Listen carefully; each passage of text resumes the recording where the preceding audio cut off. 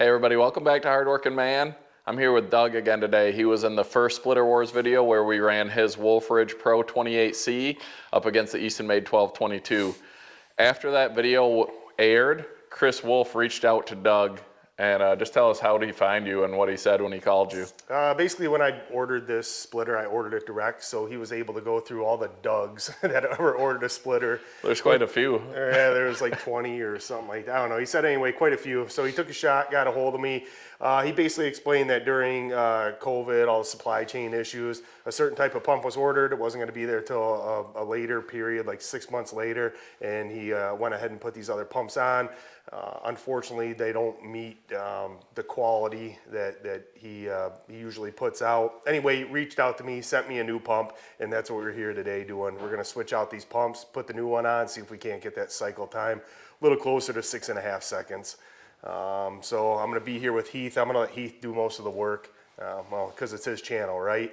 But he's going to explain what's going on during the whole thing. So yeah, if you, when did you, end of 2020, early 2021, if you got a WolfeRidge machine and it's not close to the stated cycle times, reach out to Chris and he said he'll make it right. You might have got the wrong pump also. So we're gonna do our best here to change this. Chris gave us a few pointers on how to do it and we're gonna see how it works.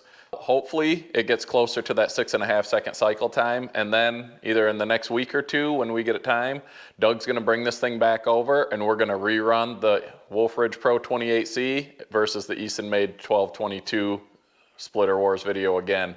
It should be a little bit closer than it was last time, but we're gonna run it again with hopefully the correct pump on it. We've got more Splitter Wars coming out this Saturday, January 28th, 1 p.m. Eastern Standard Time. We're going to release the Eastonmade 1222 versus the Allwood Musclewood Splitter Wars video, and it's going to be our first Hardworking Man premiere video. So we'll be live in the comments. We'll be able to answer questions if you guys have them. You know, any comments that you guys have, but we're going to release that as a premiere video. You're not going to want to miss it. And we're going to have more Splitter Wars videos coming to you soon. So let's get this pump swapped out, get it warmed up, and see what the cycle time meets with the new pump. So basically to get started, we reached out to Chris. He kind of gave us directions on how to get this pump switched out. Seems like it should be a pretty easy process. The first thing he said is go ahead, extend all the hydraulics, get some of the hydraulic fluid out of the tank. This way when you're swapping this out, you're not getting hydraulic fluid all over. The first thing we're going to end up doing is, we already kind of prepped for this a little bit, is we loosen up this clamp. We're going to end up taking this hose off, and as we're taking this hose off, we're going to end up putting a shop vac hose right inside the hydraulic tank, and that should keep it from hydraulic fluid going all over the place.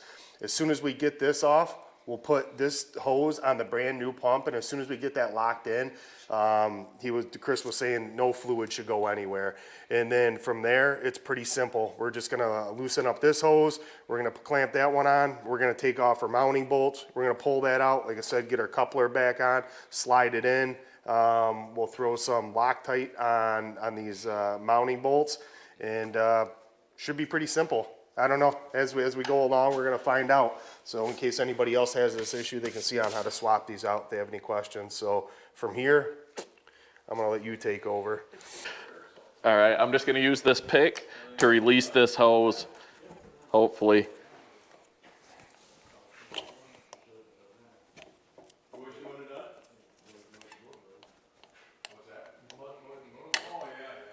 There we go.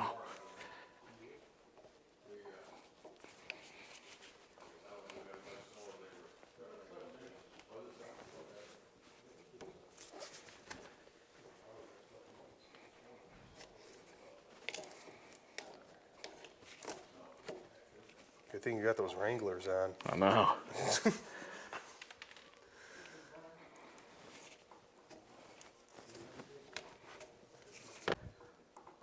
There we go. Pull it off. It's just gonna start spraying everywhere. Well, we're getting it loose. I'm an expert.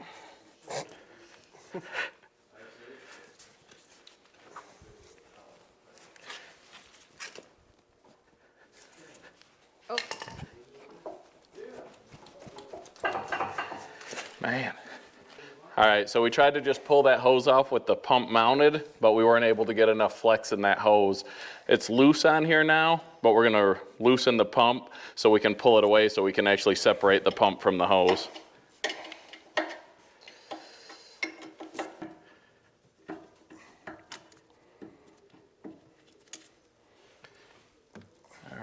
got one out. You can show. So you can see this Lovejoy coupler will just slide apart.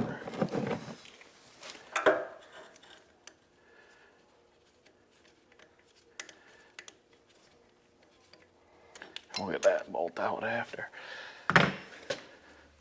All right, so we've got the pump loose now from the housing, and we'll get the shop vac going again. Doug's gonna pull this line off. I'll just drop this pump down into the pit and get the new pump up here.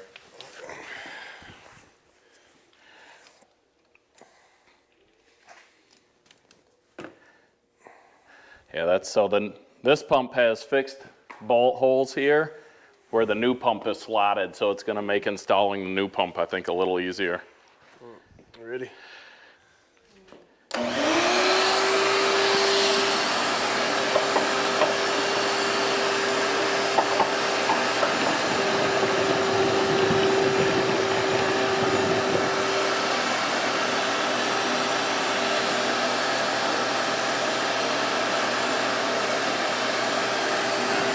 You should be able to turn that shop vac off now. All right.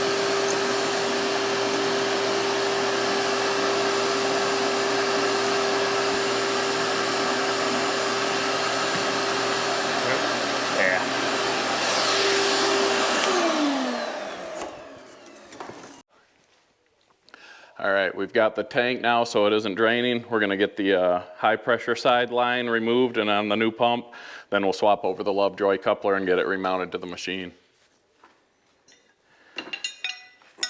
You're gonna get a little bit of fluid out of here, but it shouldn't be bad. We'll just catch it in the drain pan.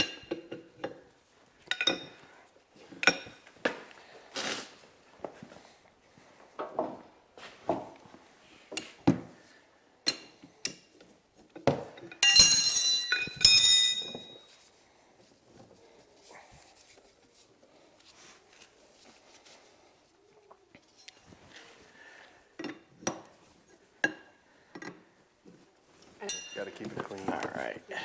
You want to grab this pump, Doug? Yep. No, you can leave that one there. Grab this one. Take one of that one out of the way. Like sort of. Uh-oh. Uh-oh.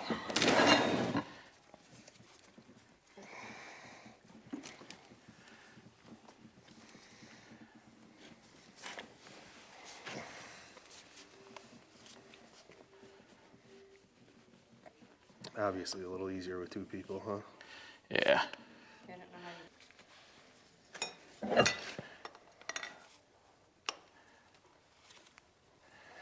All right, we should have hydraulics done leaking now.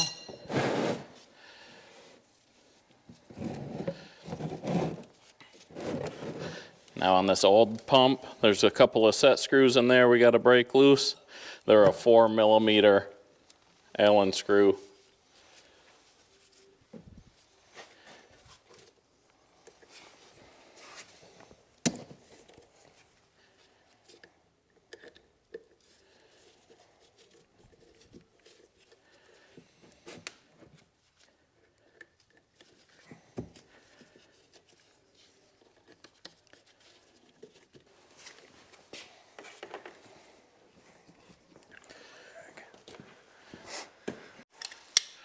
All right, so now installing this Lovejoy coupler, it's got a key in it. So we're just gonna line that up with the key on the shaft of the new pump. Slide it on, and then I'm gonna leave those set screws loose until we get it in here and installed so that we can get the depth right on it. What do you have to lock tight? The screws to mount the pump. You know what might be easier? Let's do this. Try that one. Let's The TNT equipment truck's here. I thought maybe you helped someone. Oh. The other truck was here. Oh, is it the Oh, I hear gas what you're fan? saying. I don't know who, yeah, I don't know who it is. There's another elderly gentleman here. Oh, It's probably Dan. I think it's Dan. yeah, I'm just waiting on Kinsley and Regan just.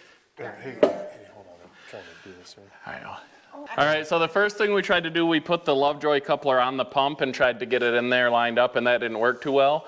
So then we just slid it back off the pump. We got the Lovejoy coupler together, and then we were able to slide the shaft of the pump into the Lovejoy coupler.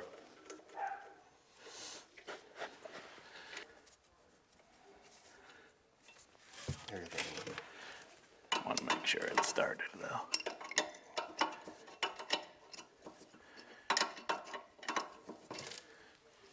And we'll have to Oh, you want to put some Loctite.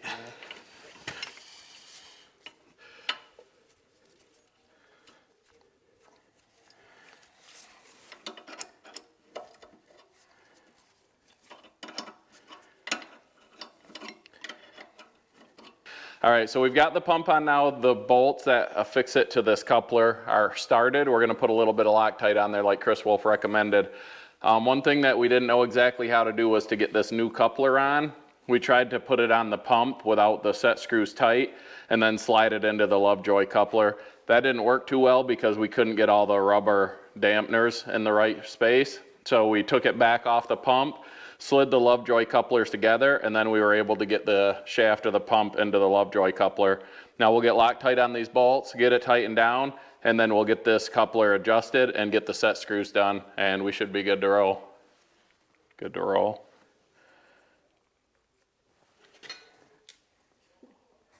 You say a lot of dumb stuff when you're recording, you don't realize it. Yeah, you do. I think it sounds good, though. I'm trying to build you up. Right? You gotta roll your sleeves up farther so we can see those forearms working. Thanks for fixing my splitter. I gotta find more channels around here that people are looking to do stuff. Right. I'm gonna do this video on plowing snow. We're looking for a kitchen remodel video. Yeah, if I find somebody who remodels my kitchen, I will record them doing it. Happily. Like, when people comment, they're like, well, they're like, oh, you should get cabinets on Facebook Marketplace. I'm like, got them. Don't you worry. Just that dopamine rush of buying them is worn off, so. Oh, you've been recording this whole time? All right. I didn't know she was recording me here, tightening these bolts. We got these bolts snugged up. Now we're gonna get the set screws on the Lovejoy coupler tightened up, and we should be good to go. Ready to roll. Ready to roll. There's 2 set screws on these couplers, so you want to make sure you get them both.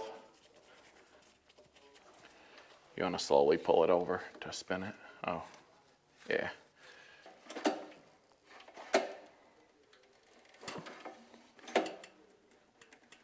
Right there. Oh.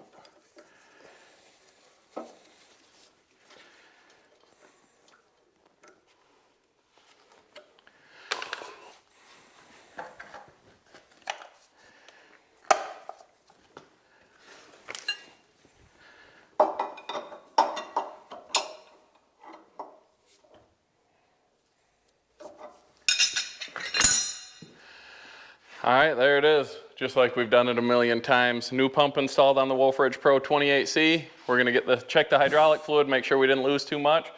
Get this thing warmed up and we'll run a cycle through and see what Doug thinks. All right, here we go. We got the new pump on. We're gonna fire this thing up, make sure nothing's leaking, let the hydraulics warm up for a little bit and see what the cycle time is.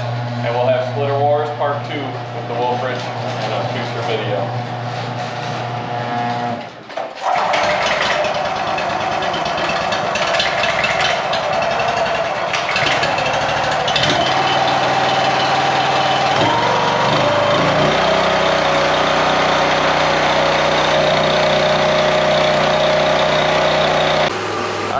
The new pump on, we've got the hydraulic fluid warmed up, we've been running it through some cycles, so we're going to time it now and we'll compare it to when we timed it when Doug was over at the house for the initial Splitter Wars. We'll see where it's at, and then as soon as Doug can and he comes over again, we're going to get a rematch up.